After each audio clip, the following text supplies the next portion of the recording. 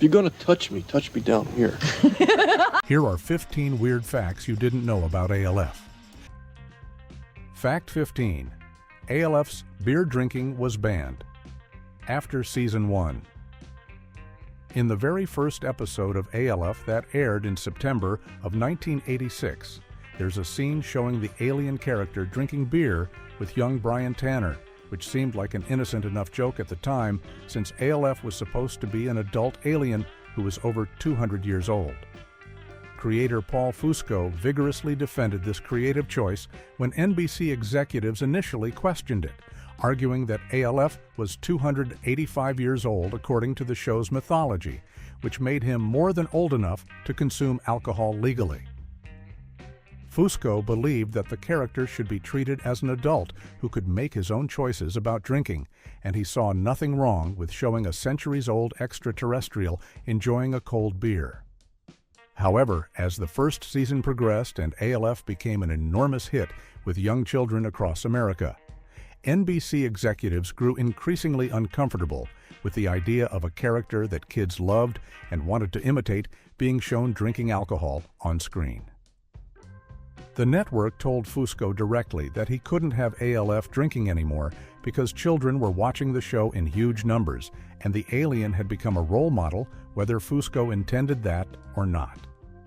The executives insisted that showing ALF consuming beer sent the wrong message to impressionable young viewers who might think drinking was something fun and harmless that their favorite television character enjoyed.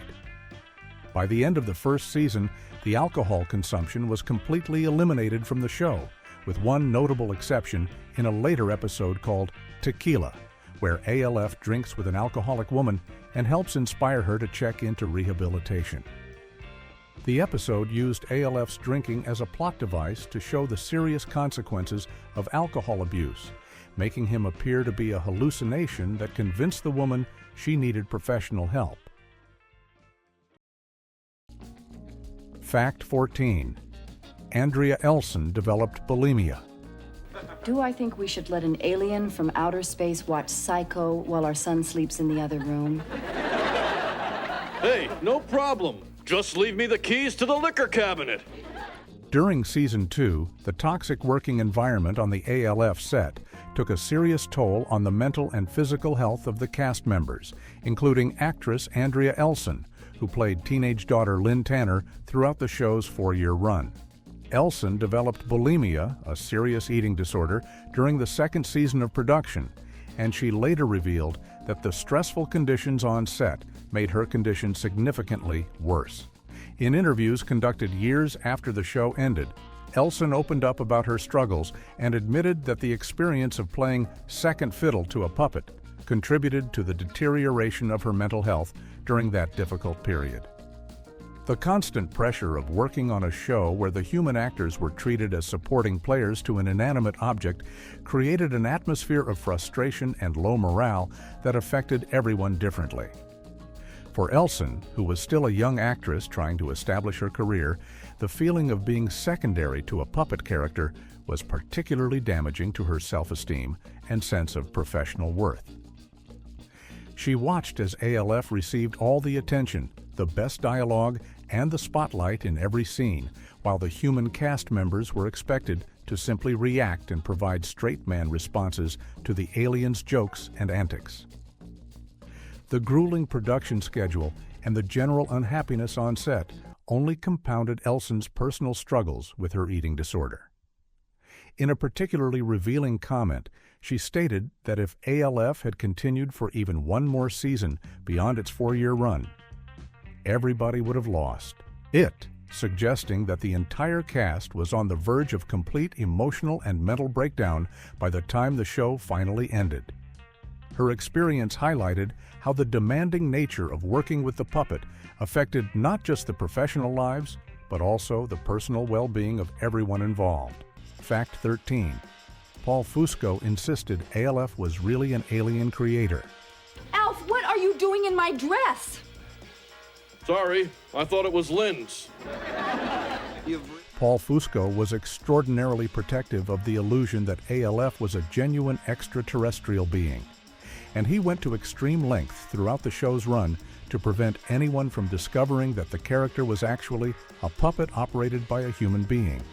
During the entire production of the series, Fusco adamantly refused to acknowledge that ALF was anything other than a real alien visitor from the planet Melmac, and he warned everyone involved with the show never to reveal any of the production secrets or technical details about how the character was brought to life on screen.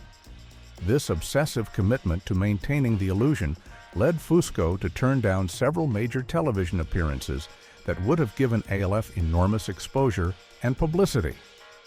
NBC wanted ALF to host Saturday Night Live, which would have been a huge promotional opportunity for the show, but Fusco declined because the live studio audience would inevitably see him operating the puppet from below the stage or behind the scenes. He also refused offers to appear on Late Night with David Letterman and even turned down a chance to be part of a Muppets television special, all because these appearances would require revealing the mechanics of how ALF actually worked to the people watching in the studio. Fusco explained his reasoning by comparing the situation to preserving the magic of childhood beliefs, saying it was similar to how adults don't discuss whether Santa Claus is real because nobody wants to burst a child's bubble of wonder and imagination.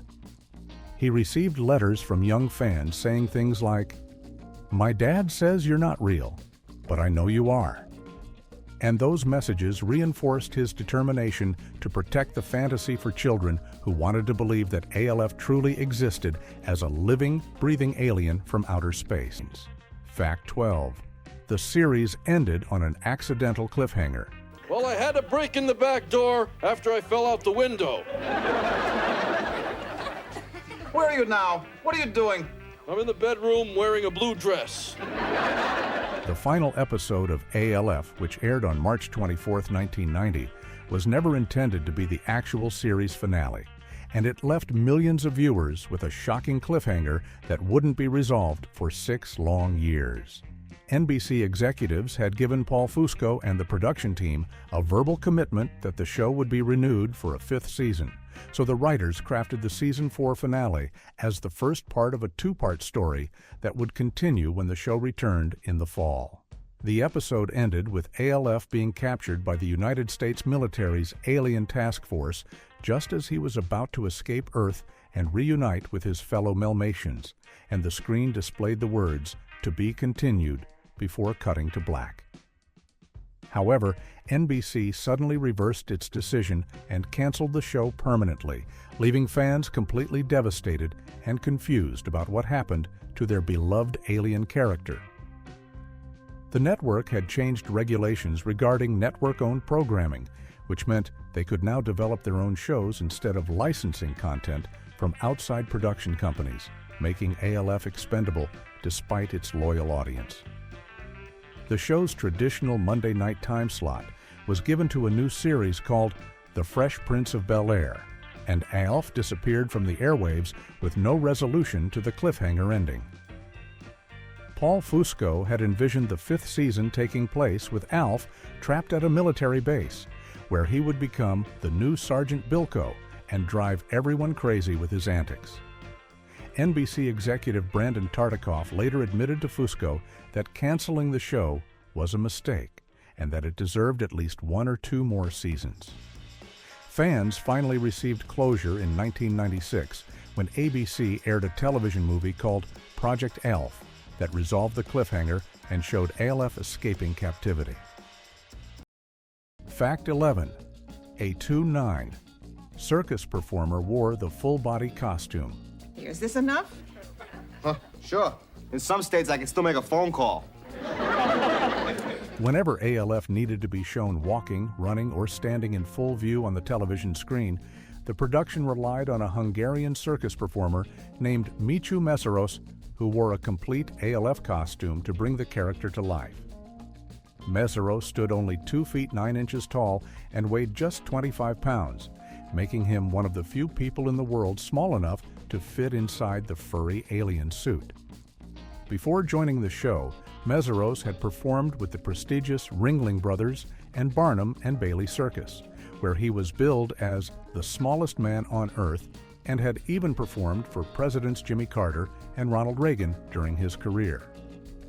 The full-body ALF costume allowed the production to show the alien in ways that the puppet could never achieve, such as the opening credit sequence where ALF walks over to join the Tanner family for a group photograph. However, the costume presented serious problems that made it impractical for regular use throughout the series.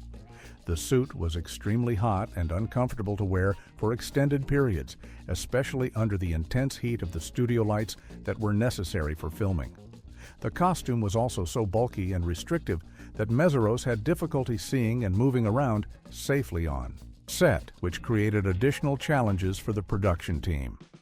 Because of these limitations, the full-body costume was completely abandoned after the first season, and the show relied exclusively on the puppet version of ALF for all subsequent episodes. Meseros was never credited for his work on the show during its original run, which was part of Paul Fusco's effort to maintain the illusion that ALF was a real alien, rather than a combination of puppetry and costume work performed by multiple people behind the scenes. Fact 10. Max Wright walked off set without saying goodbye. Big mistake.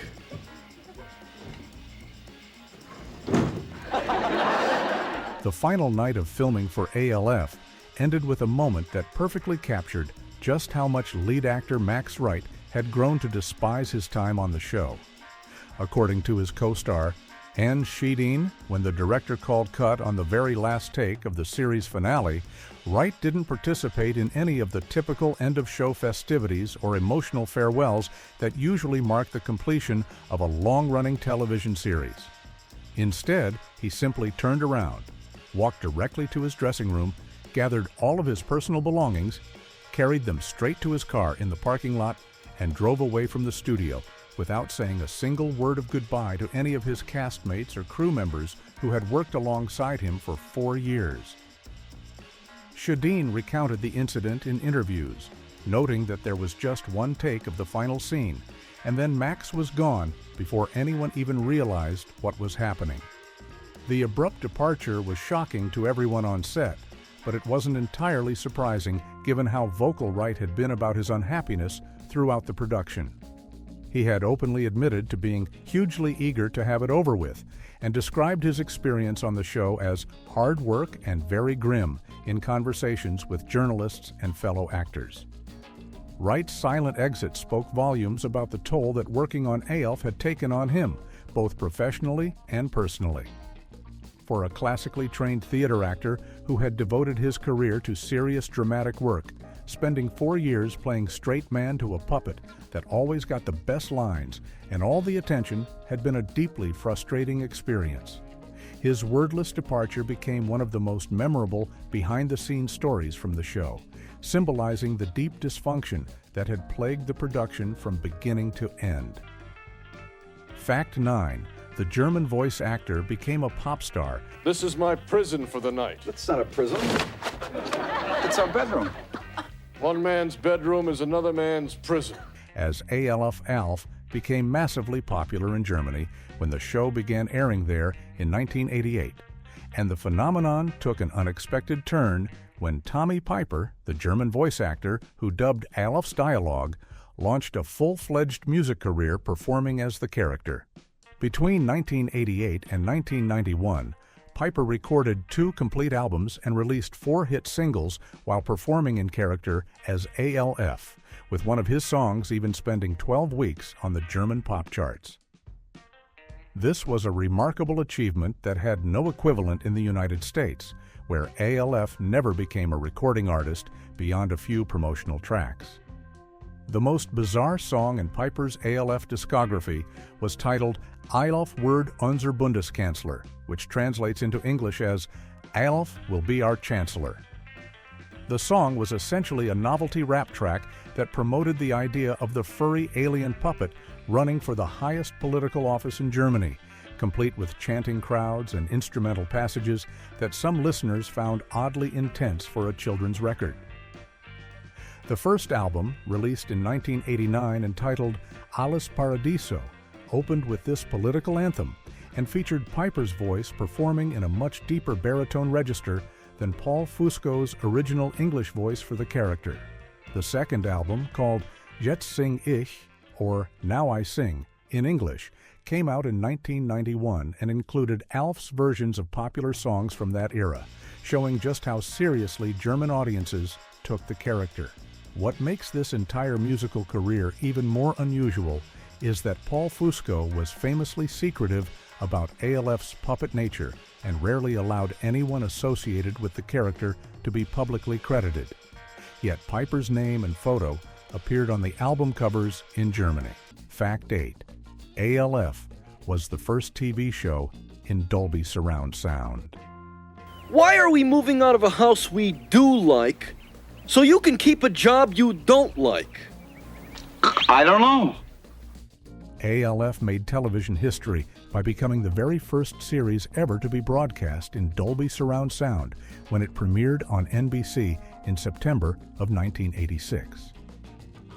This was a groundbreaking technological achievement that forever changed how audiences experienced television audio in their homes.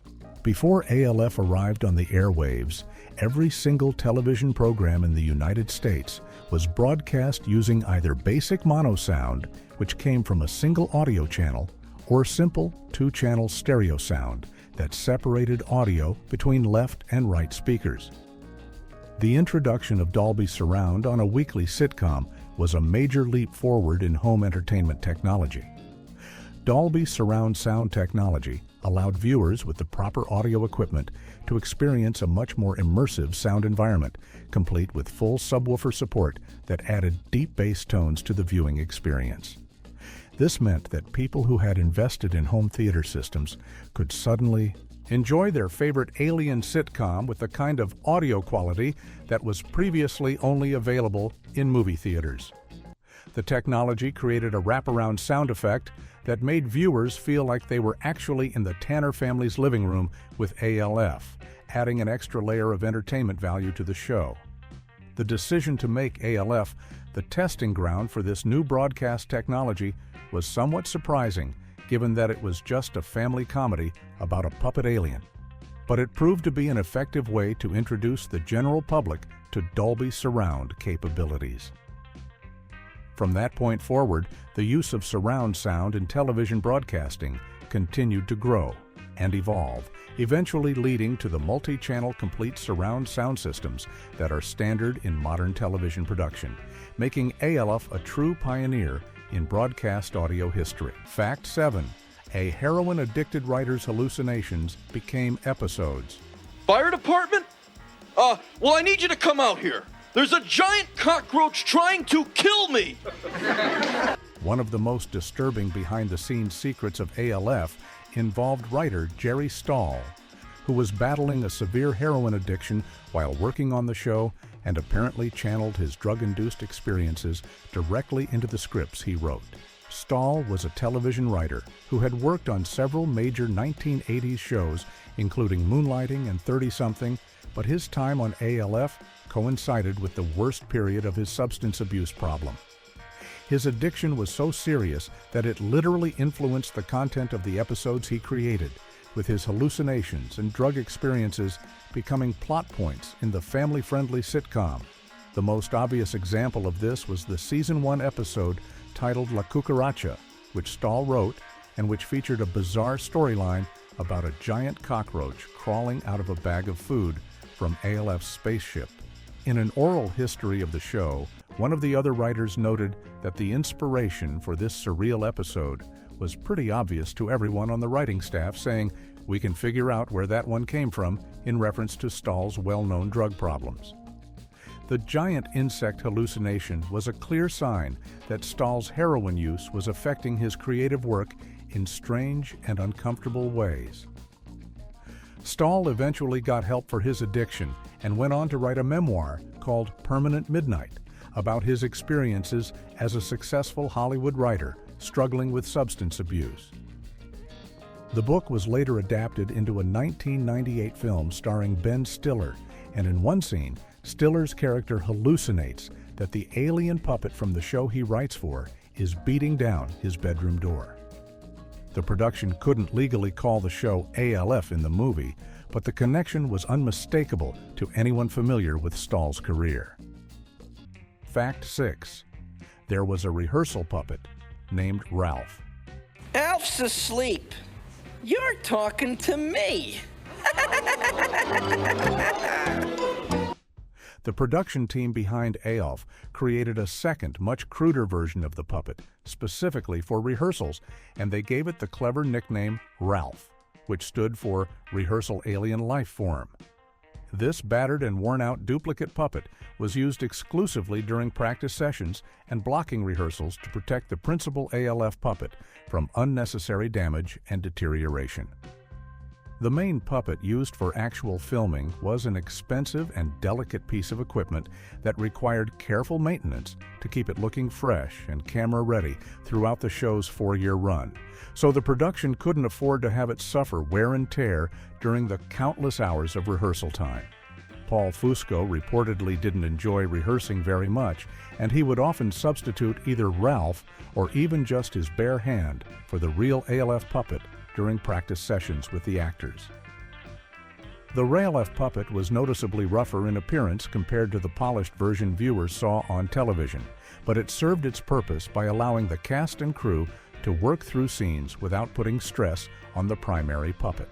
According to crew members who worked on the show, Ralph had a single on-screen appearance during Season 3 in an episode called Alone Again, Naturally, where the puppet briefly appeared visible inside a car during one scene.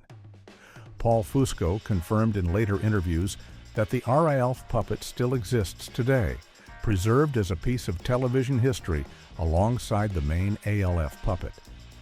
The creation of Ralph demonstrated just how technically demanding and costly the production of ALF really was, since even a simple rehearsal required a completely separate puppet to avoid damaging the valuable main character that audiences had grown to love. Fact 5. Electric mixer scene. Nearly killed a child. Now, we had a lot of laughs tonight, but there's nothing funny about electrical appliances in the bathtub. It's very dangerous, and you can get hurt badly. A particularly dangerous scene in the season, one episode titled Try to Remember, led to a near-fatal incident when a young viewer attempted to recreate what they saw ALF doing on television. In the original version of the episode, which first aired on February 9, 1987, ALF decided to turn the bathtub into a homemade jacuzzi by bringing Kate's electric mixer into the water with him.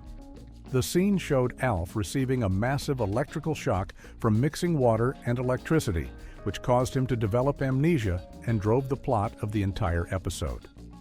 Paul Fusco even filmed a public service announcement featuring Alf himself at the end of the episode, warning viewers about the serious dangers of combining water and electrical appliances.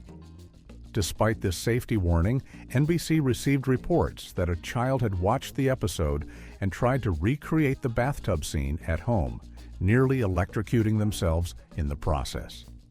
Fortunately, the child survived without serious injury, but the incident was alarming enough that the network demanded immediate action from the show's producers.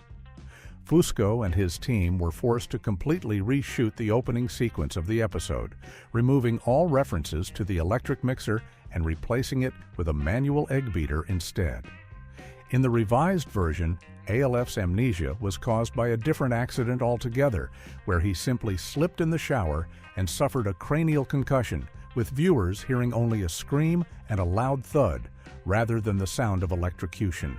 The refilmed version became the standard cut, used in all subsequent broadcasts and syndication packages, effectively erasing the dangerous electric mixer scene from television history.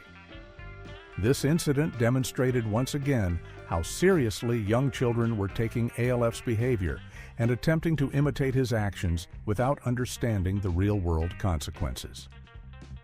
Fact 4. Episodes took 25 hours to film.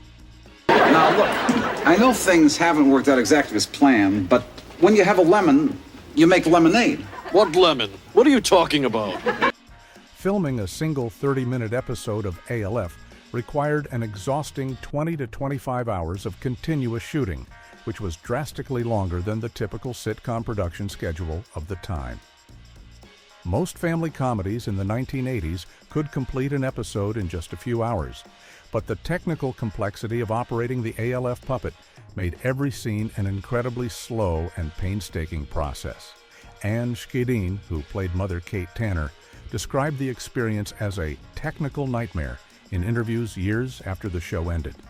She explained that if you had a scene with ALF in it, the filming process took centuries compared to scenes that only featured the human actors, and she noted that what should have been a quick 30-minute show ended up taking an entire day or more to complete. The extended filming schedule was caused by the elaborate puppeteering setup required to bring ALF to life on screen. Paul Fusco had to operate the puppet from beneath the raised platform while coordinating with two other puppeteers who controlled different parts of ALF's body, and a fourth person managed the facial expressions and ear movements using a remote control device from off-camera.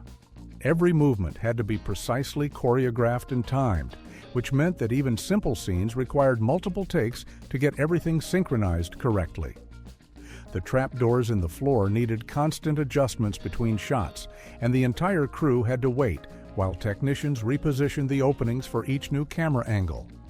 The brutal shooting schedule left everyone involved completely drained by the end of each session. Schedeen later revealed that there was absolutely no joy on the set because of how hot, slow, and tedious the filming process had become, with the technical demands of the puppet completely dominating every aspect of production and making life miserable for the human cast members. Fact 3. The set was a dangerous trapdoor minefield.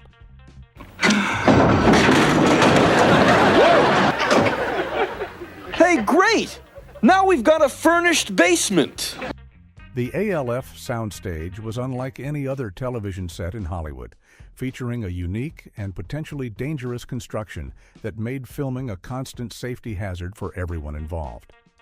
The entire set was built on a raised platform that stood 4 feet above the ground, and the floor was riddled with dozens of trapdoors positioned at strategic points throughout the Tanner family's living room and kitchen.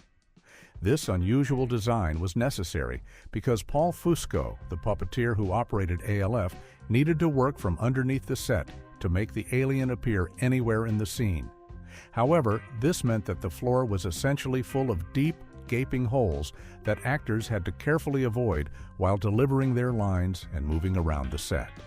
The trapdoors were described by crew members as deep and treacherous, creating a genuine risk of serious injury if someone accidentally stepped into an open hole during filming. The doors had to be constantly opened and closed depending on where ALF needed to appear in each shot, and they frequently required resetting multiple times even during a single scene. This meant that actors not only had to remember their dialogue and blocking, but also had to mentally map out where the dangerous openings were located at any given moment to avoid falling through the floor. The technical crew worked frantically between takes to reposition the trapdoors, but the sheer number of openings made it nearly impossible to create a completely safe working environment. Cast members had to navigate this minefield while trying to maintain the illusion that they were simply acting in a normal suburban home, which added yet another layer of difficulty to an already challenging production. The constant threat of injury from the trapdoor system became just one more reason why the human actors found working on ALF to be such a physically and mentally exhausting experience. Fact 2. Max Wright physically attacked the ALF puppet.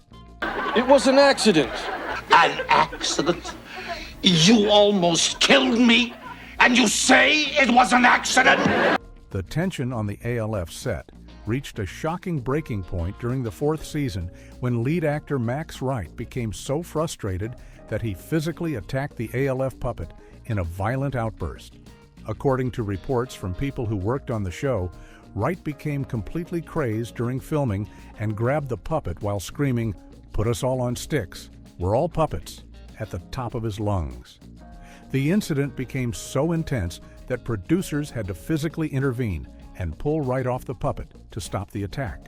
This bizarre moment perfectly captured just how miserable the working conditions had become for the human actors on the set. Max Wright was a classically trained theater actor who had built his career performing Shakespeare and serious dramatic works before landing the role of Willie Tanner on ALF. The transition from prestigious stage work to playing second fiddle to an inanimate puppet proved incredibly difficult for Wright, who openly despised the technical demands of working with the ALF character. He later described his time on the show as hard work and very grim, admitting that he was hugely eager to have it over with by the time production ended. The puppet always received the best lines and all the attention, while Wright was relegated to being the straight man who reacted to ALF's antics. The story of Wright's violent outburst was later confirmed by comedian Artie Lange, who worked with Wright years later on The Norm Show. Lange recalled Wright telling him about the incident, describing how the frustration of working with a puppet for hours on end while standing over dangerous trapdoors finally caused him to snap. This wasn't just a moment of mild frustration, but a complete mental breakdown that revealed the depth of Wright's unhappiness during his 4 years on the series. Fact 1. A child microwaved their cat after watching ALF. Let's have a snack now. We'll get friendly later. Snack? What kind of a snack? You got a cat?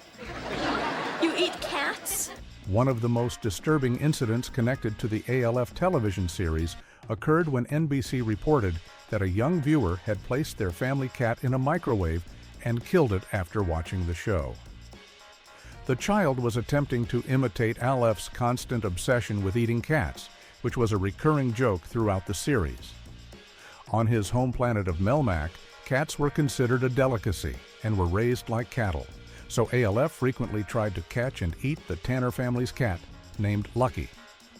While this seemed like harmless comedy to adult viewers, young children watching the show began copying ALF's behavior in dangerous ways.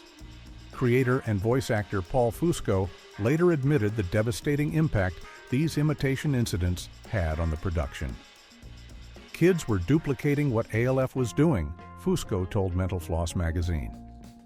It was kind of sad in a way. Some kid put his cat in a microwave because ALF tried to do that once. We had to be real careful. The network became increasingly concerned about the furry alien's influence on impressionable young viewers, especially since ALF had become wildly popular with children despite originally being conceived as a show with broader adult appeal. This tragic incident forced the show's writers and producers to completely rethink their approach to the cat-eating storyline. The jokes about ALF consuming cats were significantly toned down, and by the end of the first season, references to ALF eating pets became much less frequent. Eventually, the show even had ALF develop genuine affection for cats, transforming from a predator into a cat lover as the series progressed. NBC executives specifically told Fusco that ALF needed to be a better role model since children were watching, which meant eliminating many of the edgier jokes that had defined the character's personality during the early episodes.